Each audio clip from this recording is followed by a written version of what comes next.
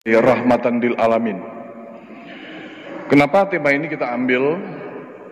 Akhir-akhir ini banyak kita dengarkan di luaran sana, orang menyatakan dakwah itu merangkul, bukan memukul. Ada ungkapan lain yaitu dakwah itu yang menyejukkan, yang lembut. Tapi di sisi lain, kita sebagai seorang muslim yang memiliki keimanan yang digembleng dengan akidah, dan akidah Islam kita mensyaratkan adanya amar ma'ruf nahi mungkar, tidak hanya amar ma'ruf. Dan biasanya orang ketika diajak itu lebih enak didengar daripada kemudian orang dilarang. Jangan minum keras, jangan minum minuman keras, jangan mabuk, jangan nyuri, jangan korupsi dan sebagainya. Tetapi ketika hanya sekedar ayo kita sholat pada seorang koruptor misalnya, pada seorang maling, ya dia mungkin sholat, mungkin dia akan juga bersedekah yang banyak dari hasil malingnya, dari hasil korupsinya. Tetapi Islam tidak demikian. Islam harus tegas antara yang hak dengan yang batil, harus dipisahkan dan tidak boleh tercampur. Maka kemudian disitulah keadilan, kemakmuran dan selain sebagainya akan datangkan keberkahan dari Allah SWT. Karena itu ma'asyiral muslimin rahimahullah, kita mengambil tema ini, dan kemarin saya sudah sampaikan kepada Ustadz Dr. Sobir Muslim tema kita itu, dan kemudian alhamdulillah beliau insyaallah selalu standby untuk kemudian hadir di Jamaah Al-Itqan. Untuk itu, marilah kita buka kajian pagi ini dengan membaca basmalah bersama-sama. Bismillahirrahmanirrahim. Dan langsung saja kita dengarkan bagaimana ulasan mengenai tema kita hari ini bersama Ustadz Dr. Sobir Muslim. Assalamualaikum warahmatullahi wabarakatuh. Alhamdulillah Rabbil Alamin, wal aqibatu lil muttaqin, wala udwana illa 'alal zalimin. Asyhadu an la ilaha illallah wahdahu la syarika lah, wa asyhadu anna Muhammadan abduhu wa rasuluhu la nabiyya ba'dah. Allahumma salli ala Muhammad wa ala ali Muhammad kama sallaita ala Ibrahim wa ala ali Ibrahim fil alamin innaka Hamidum Majid. Rabbi shrah li sadri wa yassir li amri wahlul 'uqdatam min lisani yafqahu qawli, amma ba'du. Para jamaah semuanya yang dimuliakan oleh Allah, Bapak, Ibu-ibu yang berbahagia, saudara saya pembawa acara yang saya hormati, alhamdulillah, mari kita selalu bersyukur kepada Allah Subhanahu wa taala atas limpahan karunia rahmat dan nikmat yang begitu besar kepada kita semuanya. Dan nikmat yang terbesar adalah nikmat iman dan Islam. Mudah-mudahan keimanan dan keislaman kita tetap kita pegang teguh, jangan sampai lepas dari kita hingga kita di dunia kita dan di akhirat kita. Amin Allahumma amin. Salam dan salawat mari kita sampaikan kepada junjungan kita Nabi besar Muhammad sallallahu alaihi wasallam, Nabi akhir zaman, Nabi yang kita cintai, Nabi yang kita harapkan syafaatnya fi yaumil qiyamah. Tema kita sebagaimana telah diutarakan adalah amar ma'ruf nahi mungkar dalam bingkai rahmatan lil alamin. Tema sekarang ini begitu relevan dengan kondisi dan keadaan yang sedang kita hadapi. Kita dalam babak sejarah perjalanan umat Islam sekarang ini kita memasuki babak yang keempat. Baiklah, babak yang pertama adalah babak kenabian, di mana umat Islam langsung dipimpin oleh Nabi Muhammad SAW selama 23 tahun, dan kurun atau zaman ketika Rasulullah memimpin ini, generasinya adalah generasi yang terbaik. Belum ada tandingan yang bisa menyamai di generasi Rasulullah. Jadi luar biasa. Khairul quruni qarni. Sebaik-baiknya kurun zaman adalah zamanku. Dan kemudian semalladzina yalunahum. Kemudian berikutnya. Nah, semakin lama, sekali lagi, semakin lama bukan semakin baik, tapi semakin buruk. Kemudian babak yang kedua, semua takunu khilafatan ala minhajin nubuwah. Kemudian masuk kepada zaman kekhalifahan dengan metode kenabian. Umat Islam dipimpin 4 khulafaur rasyidin, di mana pada saat itu umat Islam telah mengislamkan 2/3 dari belahan dunia, dan di saat itulah umat Islam menjadi umat yang superpower, menjadi bangsa yang sangat memiliki kekuatan adidaya. 2 negara superpower pada saat itu, Persia dan Romawi, ditaklukkan. Sehingga ketika itu, sekali lagi, bangsa Arab yang dulunya tidak dikenal menjadi sangat dikenal. Itulah yang disebut dengan istilah baratnya Arab Explosion, ledakan bangsa Arab. Karena bangsa Arab yang dulu tidak dikenal, bangsa Muslim, menjadi sangat terkenal di dunia ini. Kemudian yang ketiga, summa takunu mulkan 'adun fa yakunu ma sya'allah ayyakun summa yarfa'u wa idza syaa'a ayyarfa'ah. Kemudian kamu masuki zaman kerajaan yang menggigit, dan waktu berlangsung cukup lama, ratusan tahun, dan kemudian setelah habis dicabut oleh Allah Subhanahu wa taala.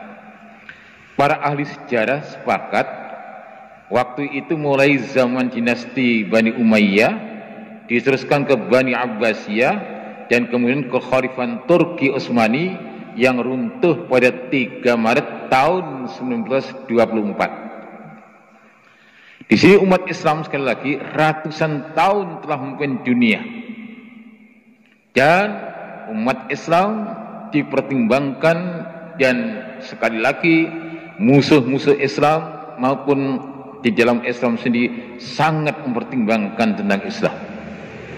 Nah, setelah runtuh tanggal 3 Maret tahun 1924, maka kata Ahmad Thompson, kita sekarang memasuki kepada babak yang keempat yang sekarang ini sedang kita alami. Syukran.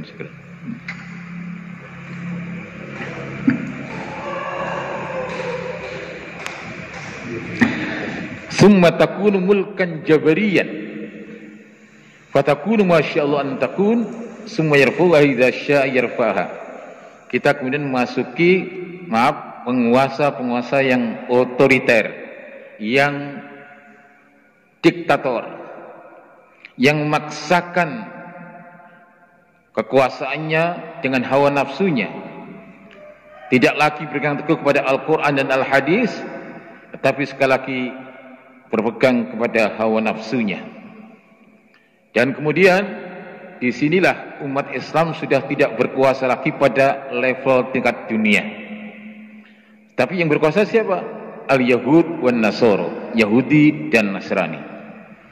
Dan bagaimana kondisi umat Islam? Jadi kita membuktikan semakin lama bukan semakin baik, tapi semakin menurun, semakin lebih buruk, gitu ya. Bagaimana kondisi umat Islam yang sedang kita hadapi sekarang ini? Ada hadis yang diriwayatkan oleh Imam Tirmidzi, yushiku an tada'alikul umam kama tada'al ukulatu ila qas'atiha. Faqala qail amin killatin bina yawma idzin ya Rasulullah? Qala la, bal antum katsirun walakinnakum ghussa'un ka ghussa'is sail tunza'ul mahabbatu min qulubi aduwikum. Artinya umat Islam pada masa yang sedang kita hadapi ini, kata Rasulullah, seperti tak ubahnya hidangan, sebuah makanan yang diperebutkan oleh orang-orang yang lapar. Para sahabat heran, lalu bertanya kepada Rasulullah, mengapa kita seperti hidangan yang dibuatkan oleh orang-orang banyak? Apakah jumlah kita waktu itu sedikit, wahai Rasulullah? Maka Rasulullah menjawab, tidak, la, bal antum katsirun, jumlah kamu adalah mayoritas. Walakinnakum gusaun ka gusais sail, tapi kualitas umat Islam pada saat itu seperti seperti sebuah untruk bursa yang ada di lautan, sehingga bisa ditendang oleh ombak ke sana dan kemari. Umat Islam memiliki kualitas yang sangat rendah, keimanannya rendah, ketakwaannya rendah, dan segala bidang mengalami kemerosotan yang luar biasa. Kemaksiatan-kemaksiatan di dunia merajalela, sehingga musuh-musuh Islam sudah tidak takut lagi kepada umat Islam. Kenapa demikian? Karena di tubuh umat Islam ada sebuah penyakit, yang penyakit ini namanya adalah al-wahnu. Para sahabat bertanya kepada Rasulullah, "Wa mal wahnu ya Rasulullah?" Apa itu penyakit al-wahn itu? Dua gejala penyakit al-wahn itu. Yang pertama, hubbud dunya. Jadi cinta kepada dunia. Orientasinya, ini kebanyakan sekali lagi, orientasinya adalah orientasi materialistis, kebendaan, keduniawian ini, orientasi yang pendek, tidak panjang sampai akhirat. Ini rata-rata, sehingga sekali lagi karena hubbud dunya ini, mereka gampang diadu domba, mereka gampang untuk dikuasai oleh musuh-musuh Islam, lalu bergerak untuk melawan umat Islam sendiri. Itulah yang dikenal dengan kaum muslimin yang beridentitas hipokrit, double standard alias munafik. Nah, kalau sudah hubbud dunya, maka gandengannya adalah fenomena yang kedua, karahiyatul maut, takut mati, takut untuk jihad, sehingga ruhul jihadnya habis. Di sini fenomena umat Islam, dan sekali lagi kaidahnya adalah semakin jauh dari Rasulullah adalah semakin buruk dan bukan semakin baik. Ini yang pertama. Fenomena-fenomena yang kedua, kemaksiatan-kemaksiatan yang kita alami zaman kita ini tumbuh sangat luar biasa. Digambarkan oleh Rasulullah SAW, layakunanna fi ummati aqwamun yastahilluna al-hirra wal harir wal khamra wal ma'azif. Artinya akan ada pada umat itu kaum-kaum yang menghalalkan perzinahan. Jadi zina ini sudah merajalela, merata di mana-mana. Orang berbuat zina sudah tidak malu-malu lagi, dan bahkan bercerita tentang dirinya telah berzina tidak malu-malu lagi, merasa bangga dengan kemaksiatan. Kemudian al-harir yang kedua. Al-harir itu artinya sutra. Laki-laki sudah biasa menggunakan kain sutra. Padahal kata Rasulullah SAW, ketika mengambil dua barang, ini sutra dan emas, maka Rasulullah bersabda, hadzani haramun lidzukuri ummati. Dua hal ini haram untuk dipakai oleh umatku yang laki-laki. Tapi laki-laki pakai emas, laki-laki pakai sutra, ini sudah mengejala. Kemudian wal khamra, yani minuman keras dengan segala jenisnya, narkoba dengan segala jenisnya, ini sudah merajalela di mana-mana. Sehingga kalau kita mencari suatu kampung yang steril, yang lepas dari minuman keras atau obat-obatan yang bisa membawa manusia kepada hal yang mabuk, ini kita mengalami kesulitan. Adakah satu kampung yang bersih dari minuman keras atau obat-obatan yang terlarang? Mari kita mencari kampung ini, pasti mengalami kesulitan di era kita sekarang. Kemudian wal ma'azif, orientasinya para pemuda kita sekali lagi orientasi yang selalu merujuk kepada musik-musik, sehingga dengan musik itu manusia lupa kepada Allah, manusia lupa kepada kewajiban dirinya terhadap Allah Subhanahu wa taala. Di sini. Nah, kalau sudah demikian, maka akan terjadi fi hadhil ummah khasfun wa maskun wa qadhfun. Wa qala rajulun minal muslimin, "Mata dzaka ya Rasulullah?" Qala, "Idza zuharatil qainat wal ma'azif wa syribatul khamr." Rawahu Tirmidzi. Di umatku, pada zaman umatku nanti akan terjadi hujan meteor. Jadi bintang-bintang ini akan berjatuhan. Bintang ini, maaf, kalau middle-nya kira-kira ada 2 kilo dan jatuh di kutub selatan atau di kutub utara, maka kutub utara atau kutub selatan itu yang diisi dengan, maaf, istilahnya adalah es, lautan es, menjadi cair dan kemudian naik dan bumi sebelahnya tenggelam.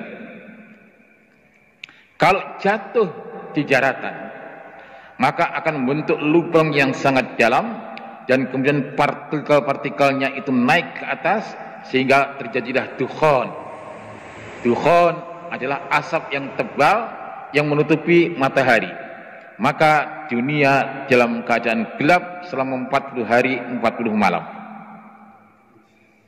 Di sini tentu saja ada seorang yang usul kepada Rasulullah bertanya, "Mata dzaka ya Rasulullah? Kapan itu akan terjadi?" Maka Rasulullah menjawab, "Idza zuharatil qainat."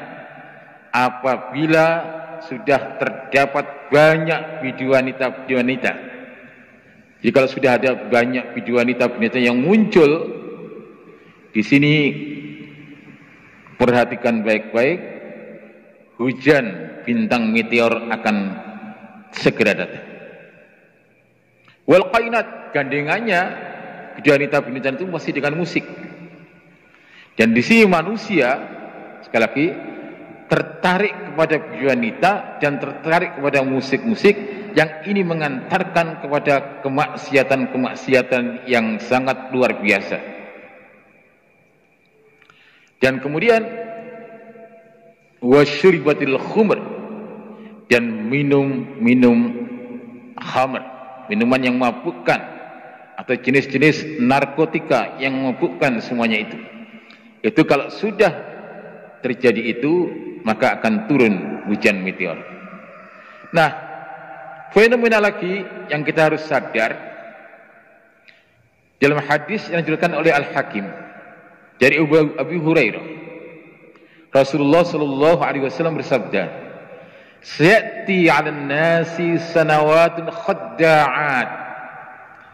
Akan datang kepada umatku suatu zaman, tahun-tahun yang penuh dengan tipu daya.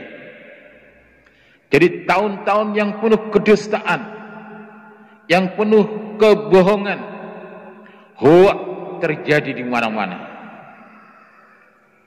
Jadi mencari orang yang jujur itu sulitnya setengah mati. Yang ada adalah dusta, pembohongan, tipu daya. Kemudian diteruskan Rasulullah, yusaddaqu fihal kadzib.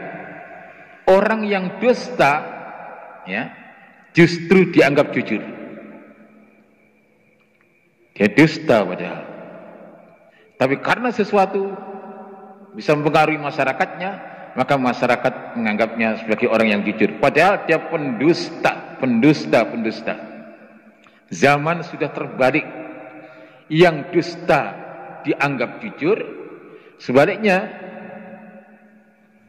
wa yusaddaqu fiha al-kadzib wa yukadzdzabu fiha as-shadiq, dan orang yang jujur didustakan.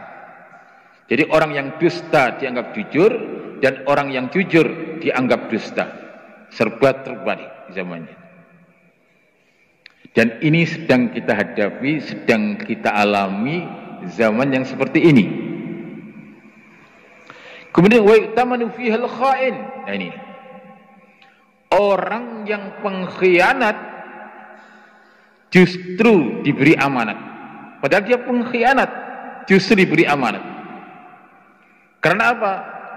Karena manusia hubud dunia tadi, maka ketika orang yang khianat diberi amanat, karena ada unsur NPWP, nomor piro wani piro, gitu ya. NPWP, nomor piro wani piro ya. Jadi orientasi dunia ini yang merusak itu, saudara.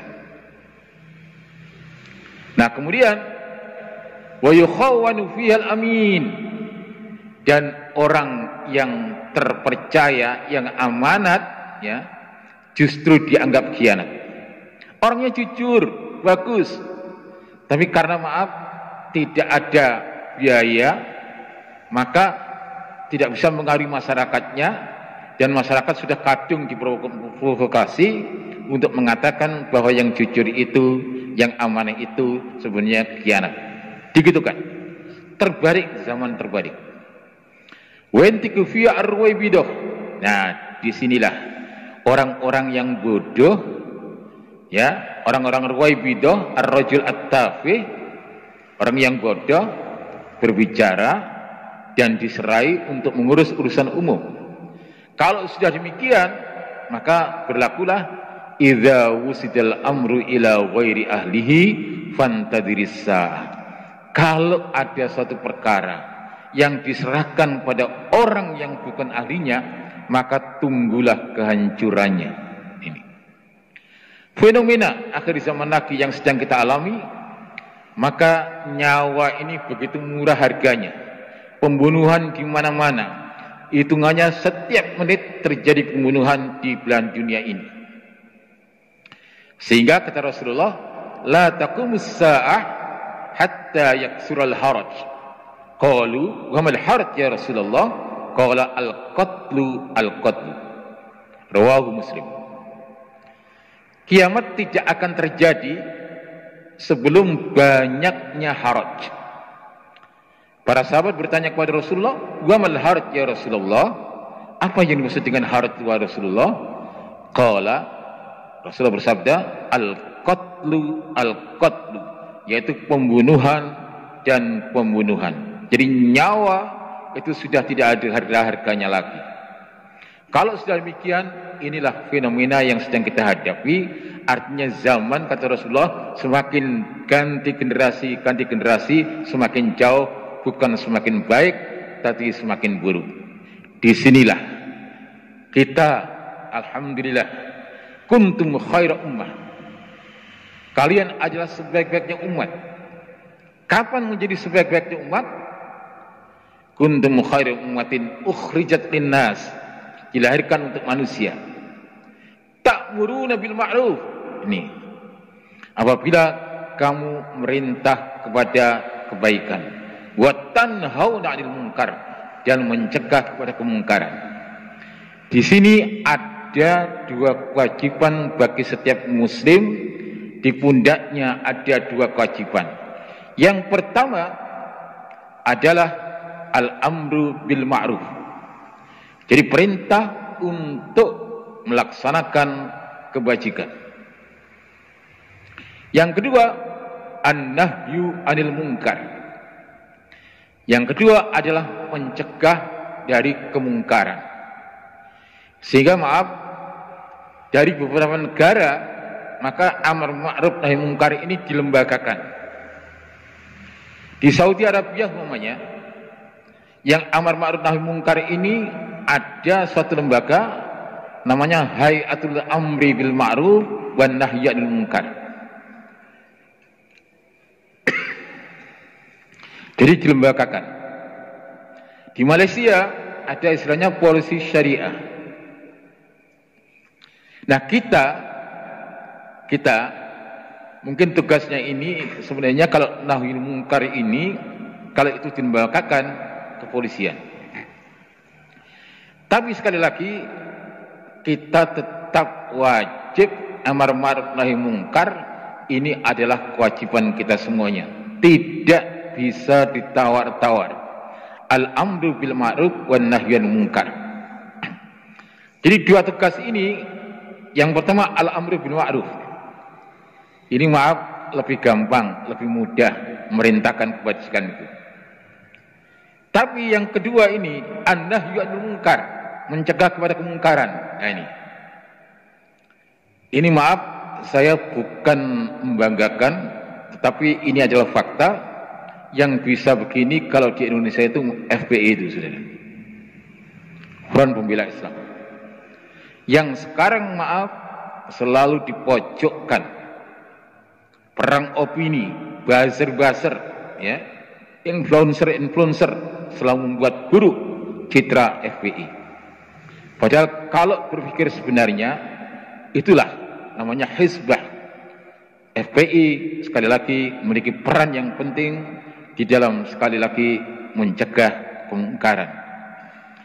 Tapi sering disalahpahami. Sering sekali disalahpahami, dan media-media ini sumber kebohongan semuanya. Media-media, terutama televisi, tidak pernah menyiarkan kebaikan FPI. Ketika terjadi tsunami di Aceh, 100.000 mayat mereka yang ngurus. Terjadi bencana di mana-mana, yang awal datang adalah FPI dengan penuh ketulusan. Tapi ini ditutup, ya, tidak disiarkan sama sekali, dan bahkan tidak diperlihatkan sama sekali. Tapi sekali lagi, kebaikan akan selalu muncul. Dan sekarang ini, maaf, yang mencegah kepada kemungkaran itu selalu dipojokkan oleh media, selalu dipojokkan oleh orang-orang yang menjadi musuh-musuh Islam. Ini an-nahyu anil munkar. Jadi dua tugas yang ada pada kita, al-amru bil ma'ruf, ini lebih gampang, lebih mudah daripada an-nahyu anil munkar. Nahyu anil munkar ini berat sekali. Dan kebanyakan kita ini cenderung mencela. Maka hati-hati, jangan kita mencela. Tapi berilah dorongan, berilah doa kepada saudara-saudara kita yang memiliki tugas al-amru bil ma'ruf wan nahyi anil munkar ini. Jadi jangan diolok-olok, jangan dikoreksi, dalam pengertian adalah memberikan suatu pencegahan, mematahkan semangat orang-orang yang al-amru bil ma'ruf wan nahyi anil munkar. Ini yang pertama. Sesungguhnya an-nahyu, al-amru bil ma'ruf wan nahyu anil munkar ini adalah sudah amanat Allah yang ditawarkan kepada makhluk yang lain. Dalam surat Al-Ahzab ayat 72, di sana dikatakan, "Inna 'aradnal amanata 'alas samawati wal ardi wal jibal fa abaina ay yahmilnaha wasfaqna minha wa hamalal insan innahu kana zaluman jahula." Inna aradnal amanata, sungguhnya kami telah menawarkan amanat. Amanat apa itu? Yaitu asy-syariah al-islamiyah. Syariat Islamiyah itu ada akidahnya, ada ibadahnya, ada muamalahnya, dan lain sebagainya. Banyak aspeknya. Ini ditawarkan kepada langit, juga ditawarkan kepada bumi, ditawarkan kepada gunung-gunung untuk mikul amanat ini. Maka apa kata mereka? Apa kata langit? Apa kata bumi? Dan apa kata gunung-gunung? Fa'abaina ayyahmilna. Mereka tidak sanggup mikul amanat ini, angkat tangan. Wasfaqna minha, karena mereka khawatir untuk mengkhianati amanat itu. Kemudian Adam alaihissalam sebagai bapak kita, wa hamalahal insan, maka dipikullah oleh manusia. Manusia sanggup untuk mikul amanat itu. Padahal sesungguhnya manusia ini zaluman, sangat zalim. Karena setelah amanat diterima, ternyata tidak dilaksanakan. Malah justru dia yang melanggar. Jauhlah, dan sangat bodoh. Dia nggak mampu kok menerima. Tapi ini sudah kadung amanat ini dipikul oleh manusia. Sehingga Rasulullah bersabda, la imana liman la amanata lahu wala dina liman la ahdalahu. Rawahu Muslim. Artinya tidak sempurna imannya seseorang apabila tidak amanah, dan tidak lengkap agamanya seseorang manakala tidak menepati janji. Dengan kata lain, amanah ini harus dilaksanakan. Innallaha ya'murukum an tu'addul amanati ila ahliha. Amanat itu harus dilaksanakan. Kita, di pundak kita sekali lagi ada amanat al-amru bil ma'ruf wan nahyu 'anil munkar. Mari sekarang sering sekali kita dengar ucapan-ucapan yang keliru. Apabila kita berbuat tegas, terhadap orang yang menghina Islam, yang melecehkan Islam, melecehkan nabinya, maka selalu berkata, Nabi Muhammad itu orangnya pemaaf, Nabi Muhammad ini adalah membawa rahmatan lil alamin. Tapi kenapa pengikutnya kok seperti ini, kok marah-marah? Ini bukan rahmatan lil alamin. Ini sekali lagi pengertian yang sangat keliru. Kalau Rasulullah sebagai pribadi akan maafkan. Tapi kalau itu menyangkut agama yang dihina, perang, saudara. Jadi sekali lagi, kalau agama yang dihina bukan pribadi, maka perang. Dan itu bukan berarti, Islam bukan rahmatan alamin. Jadi maunya musuh-musuh Islam itu hendaknya apabila musuh Islam mengerjakan apa saja